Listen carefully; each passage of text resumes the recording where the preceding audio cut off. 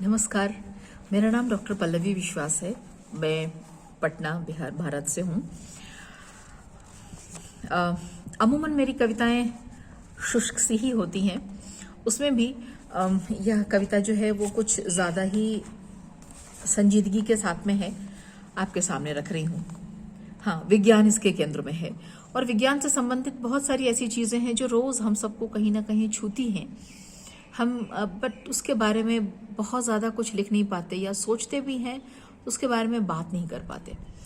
तो इस कवयित्री ने या जिस जो भी कह लें आप उसको ये कुछ सूझा, सो आपके सामने है। आज का युग फिर बसने जा रहा है पाषाण और पाषाण पूर्व काल में। आज का युग फिर बसने जा रहा है पाषाण और पाषाण पूर्व काल में। यथार्थ से अयथार्थ की शक्ति लगता है सदा ही ज्यादा रही।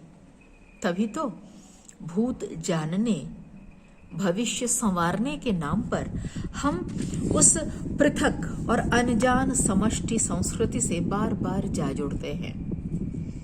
अपनी आंखों से भी परे की चीजों की तह दर तह जमाते हैं, एक तारतम्य स्थापित करते हैं, यानी यथार्थ से परे जाने आने की पगडंडी को बेलगाम दौड़ का ट्रैक बनाते हैं।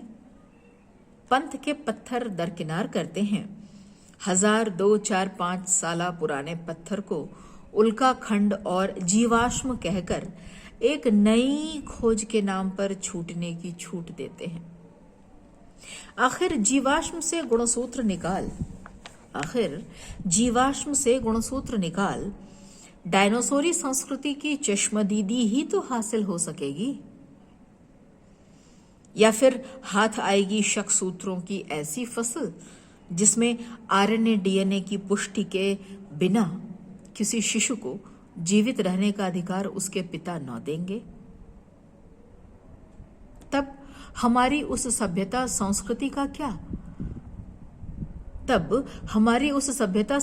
का क्या होगा जिसमें कभी तो जिज्ञासावश कर्ण उत्पन्न किया जाता है और कभी बलात् आकार पाकर भी हरामी या दोगला या सभ्य भाषा में कहें वर्णसंकर कहकर ठुकरा दिया जाता है। क्या हमें मालूम है हम मंगल ग्रह पर जीवन खोज क्या कर लेने जा रहे हैं? मनु और इड़ा की संतति हम किससे संबंध साध रहे हैं? मानव की संतति पर तो बवेला मचाते हैं। मंगल पृथ्वी की उपज पर क्या करेंगे?